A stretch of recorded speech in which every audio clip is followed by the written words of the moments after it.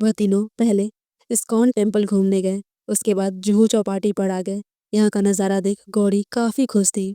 कबीर बोलता है गौरी से, गौरी यहाँ बीच पर कोई प्रॉब्लम तो नहीं है ना, मतलब सामने समुद्र है और तुम्हें। तभी गौरी बोलती है, मुझे ऐसी प्रॉब्लम नहीं है, बस गहरे पानी से है। कबीर अन्ना बोलती है, अरे ये सब छोड़ो कबीर, तुम भी ना क्या बात लेकर बैठ गए। गौरी तुझे यहाँ की फेमस चीज़ें खिलाती हूँ, अगर मुंबई में तूने ये नहीं खाया तो समझ मुंबई में रहना बेकार है तेरा। अनन्या गौरी के साथ एक स्टॉल गई, जहाँ तीनों ने पानी पूरी, चाट, पाव भाजी और दाबेली खाई। शाम के समय रुद्र घर आया तो उसे पता चला कि तीनों कहीं बाहर घूमने गए हैं। यह सुन उसे बिल्कुल अच्छा नहीं लग रहा था। रुद्र की दादी बोलती है रुद्र से, तू चला जा उनको लेने, मुंबई की ट्रैफिक तुझे पता ही है, वो भी शाम के टाइम का। तभी रुद्र सोचने लगा, मैं क्यों जाऊं, जब उसे ही मेरी कोई परवाह नहीं, और होगी भी क्यों, उसके दोस्त तो उसके साथ ही हैं, खासकर कबीर। तभी रुद्र की दादी रुद्र से बोलती है, अपनी सोच में उन्हें लाने चला गया क्या।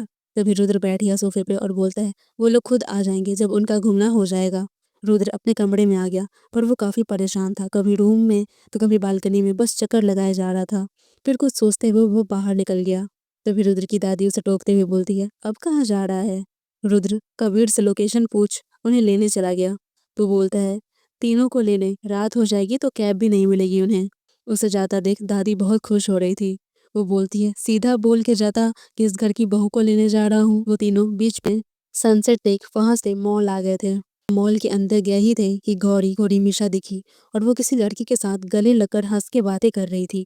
गौरी को लगा रुद्र है, तो पता नहीं क्यों उसे बुरा लग रहा था, पर उसने किसी से कुछ नहीं बोला। अनन्या और गौरी शॉपिंग कर रही थी, तभी कबीर भी आ गया। कबीर बोला, रुद्र का कॉल आया था, वो हमें लेने आ रहा है, 15 मिनट में यहाँ आ जाएगा। कबीर की बात सुन गौरी थोड़ा चौंक गई। गौरी सोचने लगी, जब रुद्र हमें लेने के लिए घर से निकला है तो रिमीशा किसके साथ थी, और वो जिसके साथ थी उसे देखकर लग रहा था कि दोनों कपल हो। क्या रिमीशा रुद्र को धोखा दे रही है। गौरी वहां से निकल रिमीशा को ढूंढने लगी। गौरी अनन्या को बोली, तुम लोग शॉपिंग करो, मैं वॉशरूम होकर आती हूँ। अचानक उसे रिमीशा दिख गई, जिससे देख वो चौंक गई। वह रिमीशा और वो लड़का दोनों एक दूसरे को किस कर रहे थे। वो जगह काफी अंदर थी, जो कि इस मॉल का फालतू पार्ट है, जहाँ कोई आता जाता नहीं। तभी गौरी का फोन बजा, जिसे देख गौरी वहां से भागने लगी कि वो लोग उसे कहीं देख ना ले। पर फोन के रिंग की आवाज़ रिमीशा ने भी सुन ली थी। वह तुरंत दौड़ते हुए आई कि उसे किसी ने देखा तो नहीं, लेकिन उसे वहां कोई नहीं दिखा। तभी वो लड़का जो रिमीशा के साथ था वो बोलता है, यार बेबी छोड़ो भी, होगा कोई, हम अपना कंटिन्यू करते हैं। तभी रिमीशा बोलती है, पागल हो गए हो, अगर किसी जान पहचान वाले ने देख लिया तो बवाल हो जाएगा। चलो अभी मैं चलती हूँ, कल मिलते हैं। रिमीशा वहां से चली गई, लेकिन गौरी काफी परेशान और हाफते हुए अनन्या के पास आ गई। तभी अनन्या उससे पूछती है, क्या हुआ, तुम ठीक तो हो, मैं कब से फ़ोन कर रही थी, उठा क्यों नहीं रही थी? तभी गौरी बोलती है, हाँ बस वॉशरूम ढूंढते हुए दूसरे फ्लोर पर चली गई, तभी आने में देर हो गई, और यहाँ इतना शोर है कि कुछ सुनाई भी नहीं देता। तभी अनन्या बोलती है, चल ठीक है, भाई भी आ गए हैं, चल अब चलते हैं। सब रुद्र के साथ घर आ गए, तो वही गौरी रिमीशा वाली बात को लेकर बहुत परेशान थी। रुद्र भी गौरी को इतना परेशान नहीं देख पा रहा था। रुद्र मन ही मन सोच रहा होता है, इससे क्या हुआ है, अभी तक कल की बात से परेशान है क्या। पर तुम चिंता मत करो गौरी, कल सब ठीक होगा। गौरी मन ही मन सोच रही होती है, अगर रुद्र को पता चला कि उसके बचपन की दोस्त रिमिसा उसके पीछे क्या कर रही है तो उसे कैसा लगेगा। वो तो मेरी बात पर यकीन भी नहीं करेगा। अगली सुबह कबीर, अनन्या और गौरी कॉलेज पहुंचे तो कॉलेज गेट के पास काफी भीड़ लगी थी। तभी उनके दोस्तों ने उन तीनों को देखा और उनके पास दौड़ के आए। उनके दोस्तों में से एक बोला, कहाँ थे तुम तीनों, कब से इंतजार कर रहे थे हम लोग, थैंक गॉड तुम लोग आ गए। तभी कबीर बोलता है, तुम सब ऐसे क्यों रिएक्ट कर रहे हो और ये भीड़ क्यों लगी है। तभी उनका दोस्त बोलता है, चलकर खुद देख लो। सबकी बातें सुन कबीर, अनन्या और गौरी थोड़ा हैरान थे। वो तीनों उस भीड़ की तरफ जाने लगे तो सब उन्हें ही देख रहे थे। वो तीनों सोच रहे थे, ये क्या हो रहा है। जब तीनों ने सामने देखा तो उनके होश ही उड़ गए। वो तीनों देखकर चौंक गए पूरा। सामने विक्की और उसके दोस्त जो उस रात पार्टी में थे, वो सब घायल खड़े थे। उन्हें देखकर लग रहा था जैसे किसी ने उन्हें बहुत बुरी तरह से पीटा है। यह नज़ारा देखकर उन तीनों को बहुत बड़ा शौक लगा था। विक्की बोलता है, सॉरी यार, हमने अब तक जितनी भी बदतमीजी की तुम लोगों के साथ, हमें माफ़ कर दो, अब दोबारा ऐसा नहीं होगा। विक्की और उसके दोस्त वहां से जा रहे होते हैं। कबीर विक्की से पूछता है, पर तुम सबकी ये हालत की किसने। तभी विक्की बोलता है, छोड़ ना भाई, जो हो गया सो हो गया, हमें बस माफ़ कर दे। तभी कबीर का दोस्त कबीर से बोलता है, परसों रात पार्टी के बाद ये सब ड्रिंक कर रहे थे, तभी किसी ने इन्हें बहुत पीटा। अब कौन था वो नहीं पता, क्योंकि उसने अपने चेहरे को ढक रखा था। इन्हें पीटने के बाद सबको एक छोटे से क्लिनिक के बाहर फेंक दिया और साथ में एक नोट भी दिया जिस पर तुम लोगों से माफ़ी मांगने को बोला गया था। अगर वो लोग माफ़ी ना मांगते तो इन सबकी हालत इससे भी बुरी करने की धमकी भी लिखी थी। कबीर, अनन्या और गौरी एक दूसरे की ओर देखने लगे क्योंकि उन लोगों को कुछ समझ ही नहीं आ रहा था। अनन्या बोलती है, कौन कर सकता है ऐसा यार? हमारा इतना बड़ा शुभचिंतक कौन हो सकता है? रुद्र वही दूर खड़ा ये सब देखकर मुस्कुरा रहा था। विक्की और उसके दोस्तों को पीटने वाला और कोई नहीं, रुद्र ही था।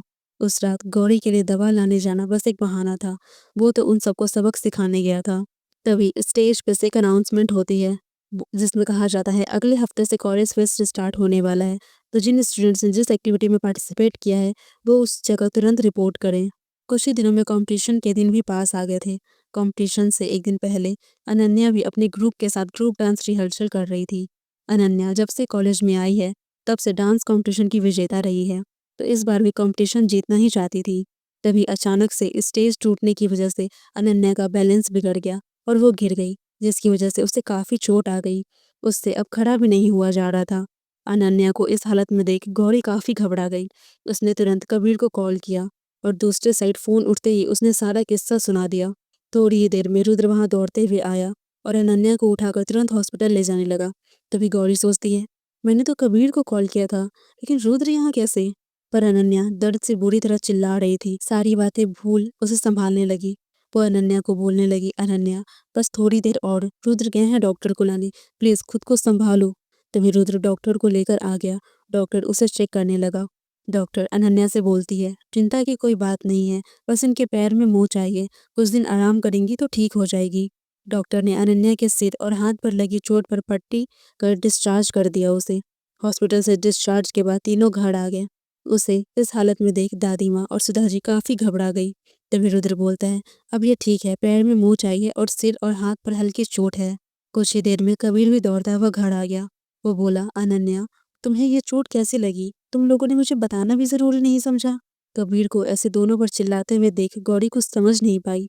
वो बोलती है, मैंने कॉल किया था तुम्हें, लेकिन तुम्हारी जगह रुद्र आ गए। कबीर ने अपना फोन गौरी की तरफ बढ़ा दिया। गौरी ने देखा तो सच में उसे कोई कॉल नहीं गया था। कबीर बोलता है, मुझे तुम्हारा कोई कॉल नहीं आया, तो लो खुद ही देख लो।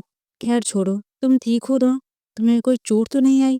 तभी गौरी बोलती है, हाँ मैं ठीक हूँ। उस टाइम अकेले अनन्या की स्टेज पर हमें स्टेप्स बता रही थी, लेकिन मुझे समझ नहीं आ रहा था कि स्टेज टूट कैसे सकता है। तभी अनन्या बोलती है, स्टेज टूटा नहीं है, उसे तोड़ा गया है। तभी गौरी बोलती है, लेकिन क्यों? फिर कल कंपटीशन कैसे होगा? तभी अनन्या बोलती है, गौरी पता नहीं क्या सच है, पर छोड़ ये सब, कल तुम लोग अच्छे से परफॉर्म करना। अगर कल तुम लोग जीत जाती हो तो समझो इस साल भी अनन्या का रिकॉर्ड कोई नहीं तोड़ पाएगा, और तुम लोगों ने इतने दिन से जो मेहनत की है उसे ऐसे ही बर्बाद नहीं कर सकते। तीनों आपस में एक दूसरे को गले लगाकर खुश हो रहे होते हैं। तभी गौरी अनन्या से बोलती है, ठीक है अनन्या, मैं तुम्हारे लिए कुछ भी कर सकती हूँ, तो ये कॉम्पिटिशन कौन सी बड़ी बात है। वही रुद्र कब से गुस्से में लाल हुआ जा रहा था, क्योंकि कबीर जब से आया था तब से वो गौरी का हाथ पकड़ रहा था, जो उसे बिल्कुल बर्दाश्त नहीं हो रहा था। तो वो उठकर कमरे में चला जाता है। कुछ ही देर में सब अपने कमरे में चले गए, पर गौरी को कल से होने वाले कंपटीशन के लिए टेंशन हो रही थी, क्योंकि उसे अनन्या के रिकॉर्ड को बरकरार रखना था इस साल। गौरी घूमते हुए बालकनी में आ गई, जहाँ रुद्र पहले से ही खड़ा था। उसे देख गौरी वहां से जाने लगी। तभी रुद्र ने उसका हाथ पकड़ लिया और अपनी तरफ खींच लिया और बोला, तुम मुझे देखकर भाग क्यों जाती हो? रुद्र के इस तरह करीब आने से गौरी के दिल की धड़कन बढ़ गई, पर वो खुद को किसी तरह संभालने लगी। गौरी बोली, थैंक यू, मुझे पता है कि विक्की और उसके दोस्तों के साथ जो भी हुआ वो आपने ही किया था, क्योंकि उन लोगों ने अनन्या के साथ बदतमीजी की थी। तभी रुद्र मन ही मन सोच रहा होता है, मैंने विक्की को पीटा क्योंकि उसने अनन्या के साथ बदतमीजी की, और खुद का भूल गई जो विक्की ने इसके साथ किया था। तुम्हारे साथ तो अनन्या से भी ज्यादा बुरा हुआ था, और तुम्हारे साथ जो गलत करेगा उसे मैं ऐसे ही सजा दूंगा। गौरी वहां से जाते हुए बोलती है, सॉरी, आज मैंने कबीर को कॉल करने के लिए सोचा, लेकिन गलती से आपको चला गया। खैर आप टाइम से आ गए, नहीं तो मैं घबरा गई थी कि अब क्या करूं। गौरी की ये बातें सुन रुद्र को बहुत गुस्सा आया कि गौरी ने उसे गलती से कॉल किया था, पर आज वो गौरी को कोई तकलीफ नहीं देना चाहता था, तो वह अपने गुस्से का कंट्रोल करने लगा। गौरी की बात सुन रुद्र का गुस्सा अब कंट्रोल से बाहर हो गया था। गौरी बोलती है, रुद्र मुझे आपको कुछ बताना है रिमीशा के बारे में। रिमीशा आपको धोखा दे रही है, आप उससे दूर रहिए। रुद्र ने गौरी को अपनी तरफ खींचकर उसका हाथ पीछे मोड़ दिया और बोलने लगा, अब तुम्हें रिमीशा भी गलत लगने लगी और मैं उससे दूर हो जाऊं? क्यों? तुम्हारा मन कबीर से बढ़ गया जो अब तुम चाहती हो कि मैं रिमीशा को छोड़ दूं और तुम्हारा मेरे पास आने का रास्ता क्लियर हो सके? तुम्हारे इस नकली आंसुओं का असर मुझ पर नहीं होने वाला। मैं बहुत अच्छे से समझता हूँ तुम जैसी लड़कियों को, जहाँ वो सिर्फ अपना फायदा देखती हैं। गौरी रोने लगती है। क्या होगा? क्या गौरी इस बात से नाराज होकर सुधा जी का घर छोड़कर चली जाएगी या इसी नोक-झोंक में इन दोनों को एक दूसरे से प्यार हो जाएगा? जानने के लिए बने रहे कहानी के साथ और हमारे चैनल को सब्सक्राइब कर ले।